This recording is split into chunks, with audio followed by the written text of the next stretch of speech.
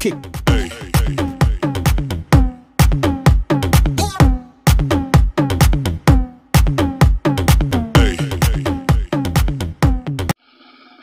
Assalamualaikum warahmatullahi wabarakatuh. Hai kelas, apa kabar semuanya?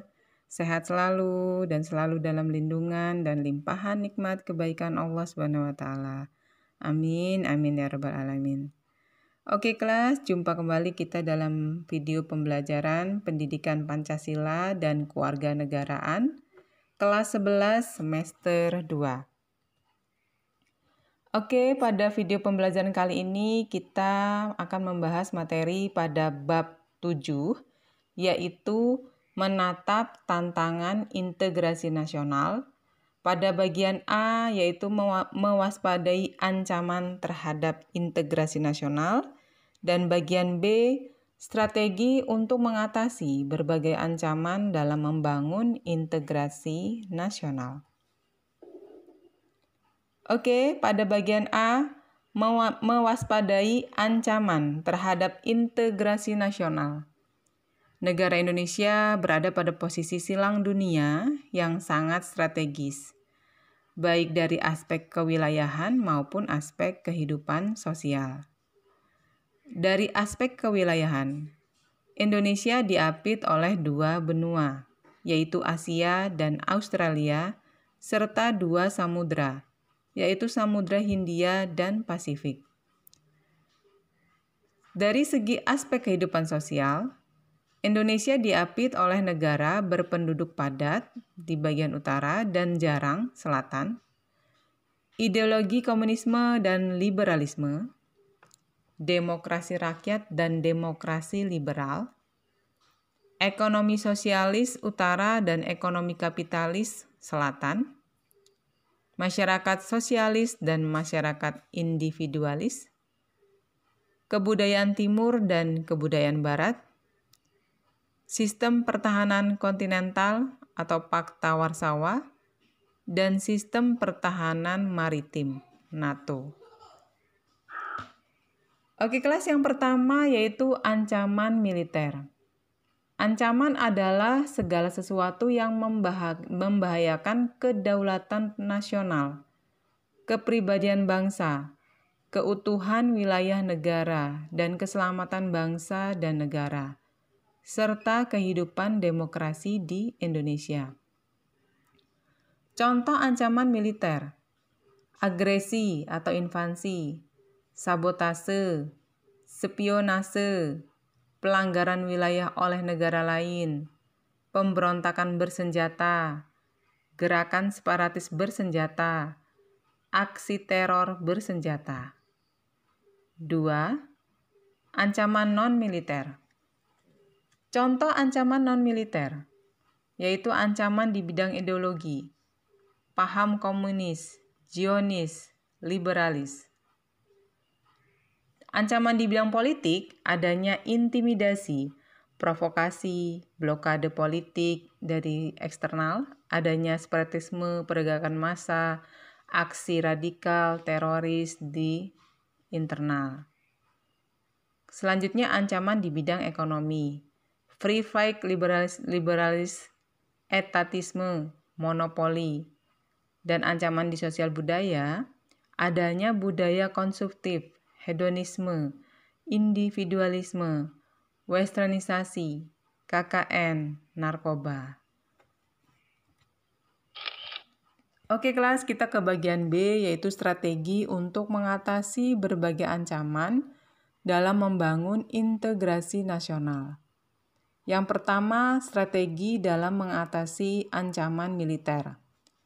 Sistem pertahanan dan keamanan rakyat semesta pada hakikatnya merupakan segala upaya menjaga pertahanan dan keamanan negara dan seluruh rakyat serta segenap sumber daya nasional, sarana dan prasarana nasional, serta seluruh wilayah negara sebagai satu kesatuan pertahanan yang utuh dan menyeluruh.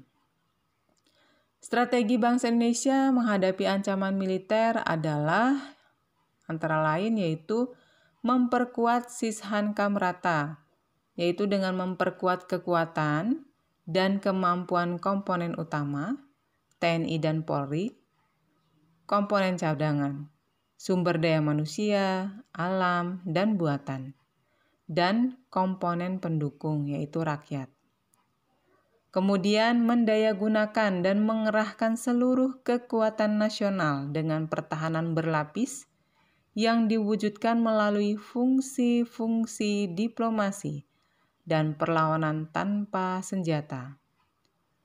Undang-Undang Dasar Negara Republik Indonesia tahun 1945 pada pasal 27 ayat 3 disebutkan bahwa setiap warga negara berhak dan wajib ikut serta dalam upaya pembelaan negara. Pasal 30 ayat 1 disebutkan bahwa tiap-tiap warga negara berhak dan wajib ikut serta dalam usaha pertahanan dan keamanan negara. Selanjutnya bagian kedua yaitu strategi dalam mengatasi ancaman non-militer. Strategi bangsa Indonesia menghadapi ancaman non-militer yaitu ancaman dalam bidang ideologi, politik, ekonomi, dan sosial budaya adalah yaitu memperkokoh 4 pilar negara, Pancasila, Undang-Undang Dasar Negara Republik Indonesia 1945, Bhinneka Tunggal Ika, Negara Kesatuan Republik Indonesia atau NKRI, memperkuat rasa nasionalisme dan patriotisme, yaitu ideologi. Selanjutnya penegakan demokrasi, kebebasan, keterbukaan, hak asasi manusia, supremasi hukum. Ini di bagian politik. Kemudian memperkuat sistem ekonomi kerakyatan, memperkuat produk dan pasar domestik, memprioritaskan pertanian, tidak tergantung pada IMF atau WTO, ekonomi. Kemudian selanjutnya meningkatkan iman dan takwa warga negara, keselarasan fundamental antara manusia, Tuhan, alam, masyarakat, gerakan Aku Cinta Indonesia. Ini pada sosial budaya. Oke kelas, ideologi Pancasila tidak bisa dikatakan aman dari berbagai macam ancaman dalam pengimplementasian nilai-nilainya di masyarakat.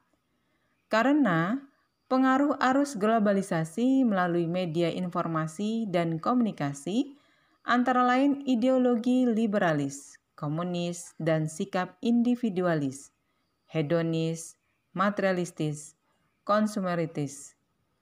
Oleh karena itu, Pancasila harus menjadi landasan ideologi, falsafah, etika moral, serta alat pemersatu bangsa. Oke kelas, selanjutnya integrasi nasional. A. Pengertian. Integrasi nasional adalah usaha dan proses mempersatukan perbedaan-perbedaan yang ada pada suatu negara, sehingga terciptanya keserasian dan keselarasan secara nasional. Seperti yang kita ketahui, Indonesia merupakan bangsa yang sangat besar baik dari kebudayaan ataupun wilayahnya. Di satu sisi hal ini membawa dampak positif bagi bangsa karena kita bisa memanfaatkan kekayaan alam Indonesia secara bijak atau mengelola budaya-budaya yang melimpah untuk kesejahteraan rakyat. Namun, selain menimbulkan sebuah keuntungan, hal ini juga akhirnya menimbulkan masalah yang baru. Kita ketahui dengan wilayah dan budaya yang melimpah itu akan menghasilkan karakter atau manusia-manusia yang berbeda pula, sehingga dapat mengancam keutuhan bangsa Indonesia. B. Faktor-faktor pendorong integrasi nasional sebagai berikut. Faktor sejarah yang menimbulkan rasa senasib dan seperjuangan. Keinginan untuk bersatu di kalangan bangsa Indonesia sebagaimana dinyatakan dalam Sumpah Pemuda tanggal 28 Oktober 1928. Rasa cinta tanah air di kalangan bangsa Indonesia sebagaimana dibuktikan perjuangan merebut, menegakkan, dan mengisi kemerdekaan. Rasa rela berkorban untuk kepentingan bangsa dan negara, sebagaimana dibuktikan oleh banyak pahlawan bangsa yang gugur di medan perjuangan. Kesepakatan atau konsensus nasional dalam perwujudan proklamasi kemerdekaan, Pancasila, dan Undang-Undang Dasar 1945, bendera merah putih, lagu kebangsaan Indonesia Raya, bahasa kesatuan, bahasa Indonesia. Oke kelas, selanjutnya di bagian C, faktor-faktor penghambat integrasi nasional sebagai berikut. Masyarakat Indonesia yang heterogen atau beraneka ragam dalam faktor-faktor kesukubangsaan dengan masing-masing kebudayaan daerahnya, bahasa daerah, agama yang dianut, ras, dan sebagainya. Wilayah negara yang begitu luas terdiri atas ribuan kepulauan yang dikelilingi oleh lautan luas. Kemudian besarnya kemungkinan ancaman, tantangan, hambatan, dan gangguan yang mengerongrong keutuhan, kesatuan, dan persatuan bangsa, baik yang berasal dari dalam maupun luar negeri. Kemudian masih besarnya ketimpangan dan ketidakmerataan pembangunan, dan hasil-hasil pembangunan menimbulkan berbagai rasa tidak puas dan keputusasaan di masalah sara, suku, agama, ras, dan antar golongan. Gerakan separatisme dan kedaerahan, demonstrasi dan unjuk rasa. Kemudian adanya paham etnosentrisme di antara beberapa suku bangsa yang menonjolkan kelebihan-kelebihan budayanya dan menganggap rendah budaya suku bangsa lain. Oke kelas, di bagian selanjutnya kita akan lanjutkan pada video pembelajaran selanjutnya, yaitu pada bab 8, menelusuri dinamika kehidupan bernegara dalam konteks geopolitik Indonesia. Oke, tetap semangat dan jaga kesehatan. Jangan lupa like, share, dan subscribe gratis ya. Dan mudah-mudahan video pembelajaran ini bermanfaat. Terima kasih. See you next time. Wassalamualaikum warahmatullahi wabarakatuh.